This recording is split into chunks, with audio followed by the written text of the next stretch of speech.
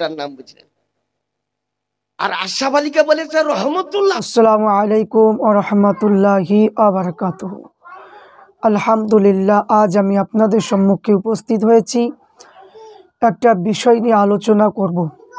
বিষয়টা হলো বেরেলি মুফতি মৌলানারা ফুরফুরা শরীফকে ওয়াহাবি বলে কেন, এর কারণটা কি?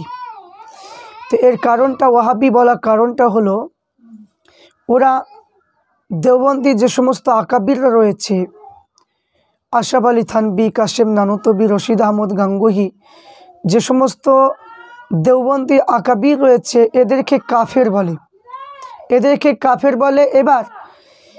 এবার যে আলা হযরত রহমাতুল্লাহ আলাই যে এদেরকে কাফের বলেছে, তো আমাদের ফুরফুরা শরীফে হুজুর দেখেও বেরেলির মত ধারণ করে কাফের বলতে হবে। কাফের যদি বলতো তাহলে এরা সুন্নি হতো। কাফের বলে না, রহমাতুল্লাহ আলাই বলে, এই কারণের জন্য বলছে ফুরফুরা ওয়াহাবি। আসুন আমরা দেখব যে আল্লামা রুহুল আমিন বশিরহাটি রহমাতুল্লাহ আলাই তিনার ফতোয়া আমিনিয়া এই কিতাবের মধ্যে ৫ম খণ্ডের মধ্যে লেখা আছে। আমরা এই বিষয় নিয়ে একটু আলোচনা করে দেখব যে ফুরফুরা শরীফ হলো খাঁটি সুন্নি। খাঁটি সুন্নি এটা হলো আহলে সুন্নাত ওয়াল জামাতের অন্তর্ভুক্ত, হানাফি মাযহাবের অন্তর্ভুক্ত।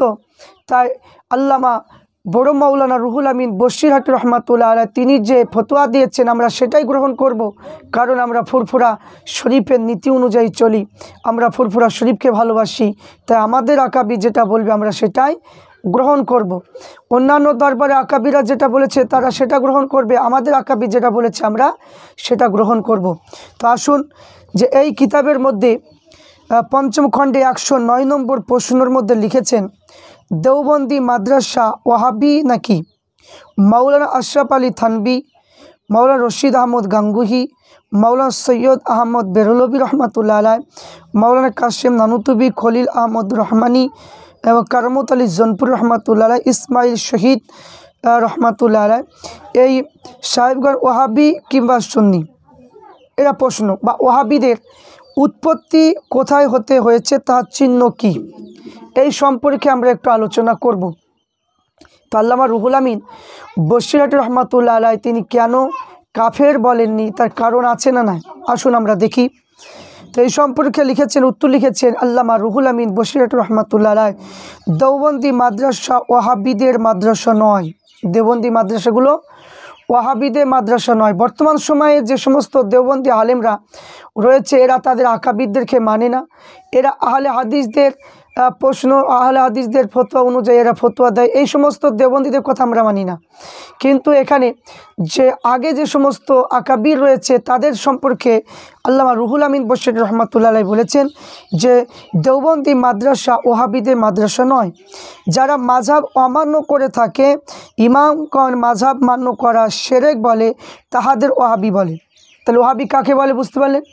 তো ওয়াহাবি হলো যারা মাযহাবকে অমান্য করে, যারা ইমামকে মানে না, তাদেরকে ওয়াহাবি বলে।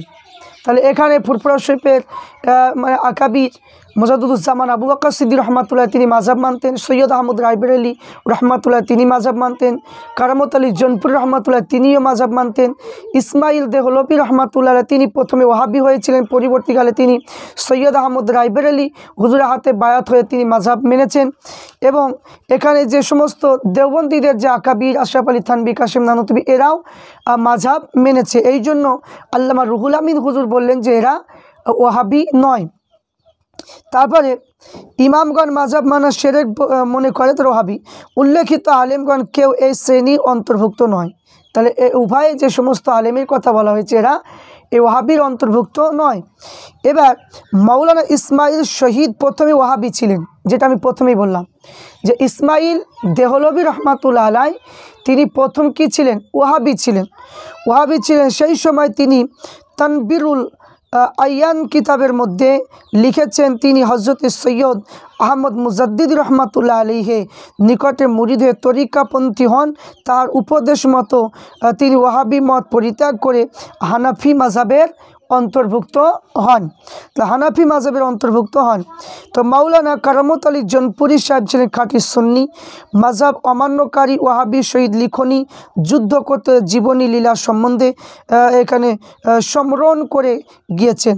তো দেওবন্দি মাওলানাগণের শহীদ আমাদের কয়েকটা ফরওয়াত মাসলা লইয়া মতভেদ রয়েছে। দেওবন্দি যে সমস্ত আকাবির রয়েছে তাদের সঙ্গে কিছু ফরওয়াতি মানে মাসলা নিয়ে ইখতিলাফ রয়েছে, এটা থাকবে, স্বাভাবিক থাকবে। যেমন 4 ইমাম হুজুরদের সঙ্গে যেমন ছিল 4 ইমাম মাযহাবে অনুযায়ী 4 তরিকা অনুযায়ী রয়েছে, সেই রকম কিছু কিছু মাসআলা নিয়ে দেওবন্দি আকাবিরদের সঙ্গে ফুরফুরা শরীফে আকাবিরদের সঙ্গে কিছু ইখতিলাফ রয়েছে।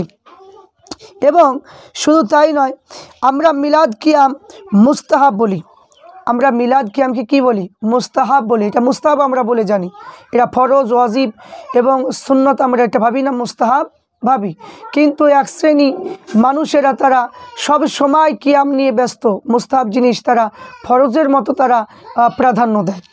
তারপরে এখানে বলছে তারা ওটাকে নাজায়েজ হারাম শিরক বলে। তো আমরা আখিরি জোহর পড়ে থাকি, তারা পড়তে নিষেধ করে। এবং আমরা কাফেরের অর্থ দা মসজিদ প্রস্তুত করা নাজায়েজ বলি, তারা জায়েজ বলে। এবং মাওলানা রশিদ আহমদ গাঙ্গুহি ওয়াহাবিদের প্রশংসা করেছেন, আমরা তাকে বেদাআতি জানি। এবং মাওলানা আশরাফ আলী থানভী সাহেব হিফজুল ইমান, যে হিফজুল ইমান কিতাবটা কি আল্লাহ হযরত রহমাতুল্লাহ আলাইহি তিনি এটাকে ইঙ্গিত করে কাফেরের ফতোয়া দিয়েছিল। তো হিফজুল ইমানে 8 পৃষ্ঠা লিখেছে, জায়েদ, ওমর, বালক, উম্মাদ, পশু, চতুস্থ পদ, ইলমে শহীদ আল্লাহ রসুলের ইলমে তুলনা দিয়েছেন।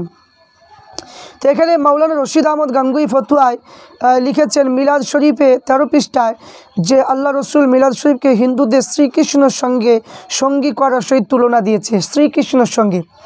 এবং মাওলানা খলিল আহমদ সাহেব বারহিনে কাতিয়া কিতাবে লিখেছেন, শয়তানে আমল নবী পাকে ইলমের অপেক্ষায় অধিকতর বলে প্রকাশ করেছেন।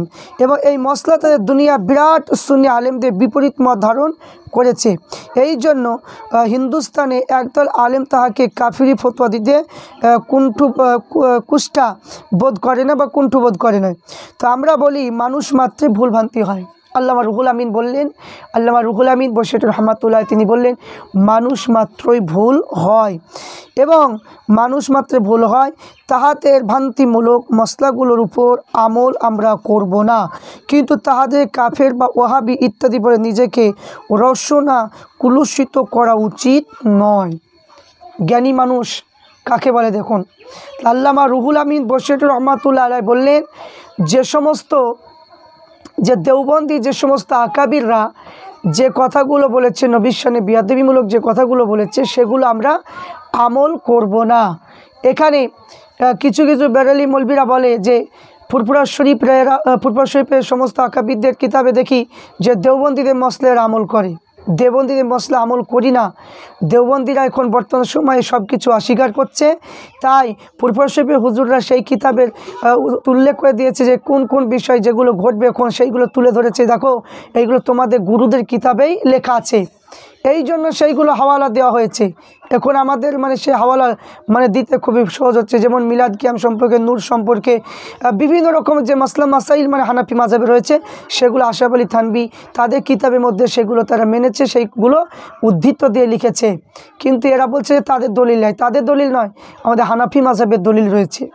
আল্লাহ হযরত রহমাতুল্লাহ আলাইহি তিনার কিতাব থেকেও তো অনেক হাওয়ালা দেওয়া আছে। তো এখানে আমরা বুঝতে পারলাম। এবার যে সমস্ত ব্যারেলিরা বলে যে ফুরফুরা ওয়াহাবি, তো ওয়াহাবির উৎপত্তি কোথায় থেকে এবার আপনারা শুনুন, আপনারা জানেন না তাই একটু শুনে রাখুন। যে ওয়াহাবির উৎপত্তি হলো নজদ হতে হয়েছে।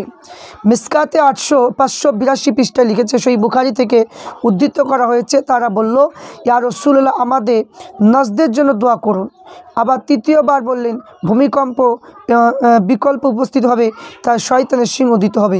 ফতোয়া ইসলামী কিতাবে লিখেছে, আব্দুল ওয়াহাব নাজদি দলকে ওয়াহাবি বলা হয়, আর তারা সুন্নাতুল জামাতকে কাফের বলে, তাহাদেরকে হত্যা করা হালাল জানে। তো বর্তমান হেজ্জাজের সুলতান আব্দুল আজিজ ইবনে সৌদ ওয়াহাবি নয়, অবশ্যই তার সৈন্য দলের মধ্যে কতগুলো ওয়াহাবি কতগুলো হাম্বালি আছে। তাই স্বয়ং সুলতান আব্দুল আজিজ ইবনে সৌদ হাম্বালি মতো মানে কি ধরন ছিলেন। তিনি উম্মুল কোরআন নামক একটা সংবাদপত্র প্রকাশ করেছেন। নিশ্চয় আবু হানিফা সত্যের উপর আছে, নিশ্চয় শাফি সত্যের উপর আছে, নিশ্চয় মালিক সত্যের উপর মানে আছে, নিশ্চয় আহমদ বিন হাম্বাল সত্যের উপর আছেন। তাই আমি আহমদ বিন হাম্বালের মত অবলম্বন করে থাকি। তাই সুলতান আব্দুল আজিজ ইবনে সওয়াদ হেজ্জাজ অধিকারী করেন। তাই জিদ্দার প্রতিনিধি দলকে সুলতান ইবনে সওয়াদ মানে মাযহাব সম্বন্ধে জিজ্ঞাসা করা হয়। তিনি বলে তিনি হাম্বালি মাযহাবের অবলম্বন। এবং সেই সময়কালে মোহাম্মদী সাপ্তাহিক সংবাদপত্রে মৌলানা আব্দুল হিল কাফি সাহেব সত্যগৃহী সংবাদপত্র তার হাম্বালি হওয়া কথা ঘোষণা করা হয়। পুরাতন ফাইল চেষ্টা করলে এর সত্যতা বুঝতে পারবেন। তাহলে এখান থেকে আমরা বুঝতে পারলাম যে ব্যারেলিরা কেন ফুরফুরাকে ওয়াহাবি বলে। তার একটাই কারণ হলো যে আলা হযরত রহমাতুল্লাহ আলাই যে ফতোয়া দিয়েছে কাফের ফতোয়া, ফুরফুরা শফি হুজুরাকে কাফের ফতোয়া দেয় না, এই জন্য তাদেরকে ওয়াহাবি বলে। কিন্তু ওয়াহাবি কাকে বলে তার নিয়মটা জানতে হবে। বাতিল ফেরকা বলতে গেলে বাতিল ফেরকা যে 72টা সেইগুলোর মধ্যে ফুরফুরার কোনো আকিদা, কোনো মত, কোনো পথ সেগুলো পড়ছে কিনা সেগুলো দেখতে হবে, তবে তুমি এই ফতোয়াটা দেবে। তাহলে এখানে বোঝা গেল যে ফুরফুরা শরীফ বাতিল ফেরকা নয়, ফুরফুরা হলো খাঁটি সুন্নি হানাফি মাযহাবের অন্তর্ভুক্ত এবং হানাফি মাযহাবের আহলে সুন্নাত ওয়াল জামাতের অন্তর্ভুক্ত। তাই আমরা প্রত্যেককে বলবো যে আমরা ফুরফুরা শরীফকে যারা ভালোবাসি সেটাকে ভালোবাসবেন, কারণ বাংলা পীর, বাংলা ভাষায় আল্লাহ পাক আমাদের কাছে একটা রত্ন, সোনার রত্ন পাঠিয়ে দিয়েছে আবু বকর সিদ্দিক রহমাতুল্লাহ আলাইহি। তিনি আমাদের মাথার তাজ। তাই তিনার নীতি অনুযায়ী আমরা প্রত্যেকে আমরা আমল করব। আল্লাহ পাক রব্বুল আলামিন আমাদের প্রত্যেককে তিনার কিতাব অনুযায়ী আমল করার তৌফিক দান করেন। আল্লাহুম্মা।